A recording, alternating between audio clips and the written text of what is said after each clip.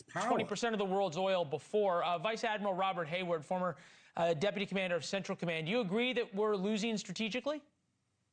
Quite the opposite. I think we're meeting our objectives. And it's like you said, they controlled the straits every day for the last 10 years. They could have done this at any time they choose. And if we didn't address it now, we would not be able to address it in the future. So again, I'm not worried about the escalation. I am worried about the end state. Are we going to see this through? I think the president's made it very clear he's committed to see this through the end. And boots on the ground doesn't mean a large conventional confrontation. Maybe it's on Karg Island. Maybe it's on the islands. Maybe it's going to be something that tips the regime and those to turn. So again, I'm less concerned about escalation and large confrontation. The last thing they'd want to do is confront us on the ground with our air power. I think once you establish a beachhead, it's going to be a forcing function for a lot of those in the IRGC, the Artish, and the besieged to make that decision. Are you going to be a part of the future of Iran or the past where blood? If I could just make one little additional point. Professor, you seem to. Hold on, Professor. You can, but you seem. Professor, hold on. It's my show. Professor, you seem to be.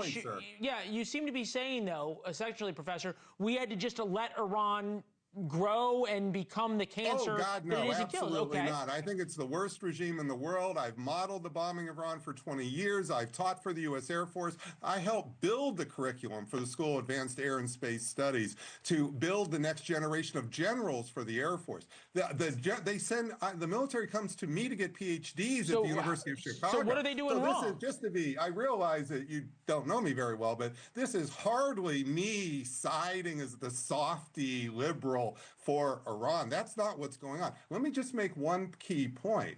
Since February 28, there's been exactly one country that has exported oil through the Strait of Hormuz, and that is Iran. And how much have they exported? 15 million barrels. How much have they made? $1.5 billion. That is 50% more than they were making before. So when I mean they're powerful, I'm not talking in grand cosmic terms. I'm talking about dollars and cents. We're worried that they're going to have money to funnel terrorism, drones, so forth. They now have an extra $500 million they did not have before, while the other Gulf countries are getting poorer by the hour.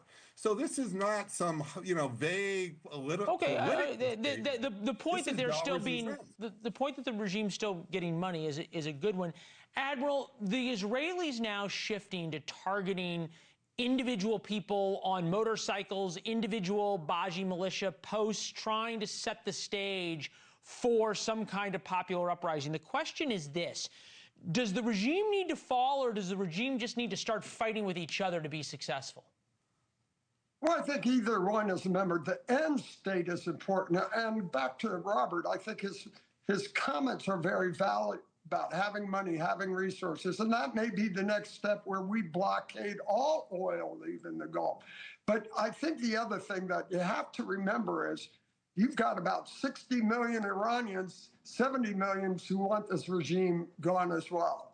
And that's the real differentiator with previous conflicts.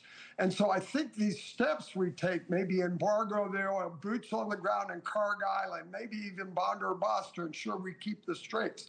But when we ensure the free flow of oil and we do complete the mission on taking out missiles so they're not flowing, we're moving oil, then we take our capacity with the Israelis to focus on regime, going after leaders, going after stuff, to empower the people and tip that balance of power where the people can take control. So that's how this is going to play out. Professor, does that speak to, maybe this is a Substack for you tomorrow, that we need a disproportional amount of escalation, that we need to go farther up the escalation ladder in order to achieve quickly the strategic goals?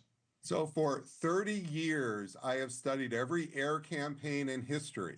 I spent years teaching targeting strategy for the Air Force and leadership targeting strategy in particular. So I am very familiar with this. I want to pick my words carefully.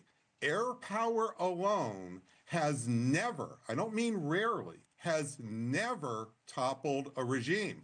My book, Bombing to Win, goes through all those cases in detail. I have multiple articles in Foreign Affairs. That's the flagship journal in Washington. Your credentials are understood, Professor. That's why you're here. Credentials, sir. Sir, it's not about, I'm not trying to brag. I'm telling you, Trump is up against history.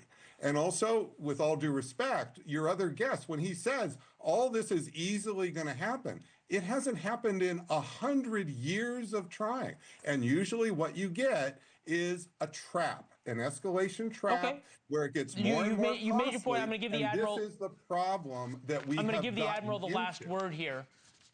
Is there a way, for the first time in history, to achieve regime change from the air with a ground force? I'd say Libya was the other way the U.S. was able to push that. Didn't exactly work out so well, but it happened. What needs to change on the ground, Admiral? Well, first off, I haven't studied it for 30 years. I lived it for 30 years.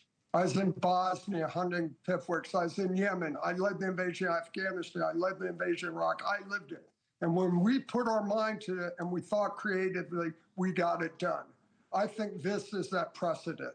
I think an air campaign, and I'm not saying boots on the ground, I'm talking enabling the people of Iran, if that takes boots on the ground. So yes, we can do this, and we will do it. All right, gentlemen, thank you very much. Admiral, Professor.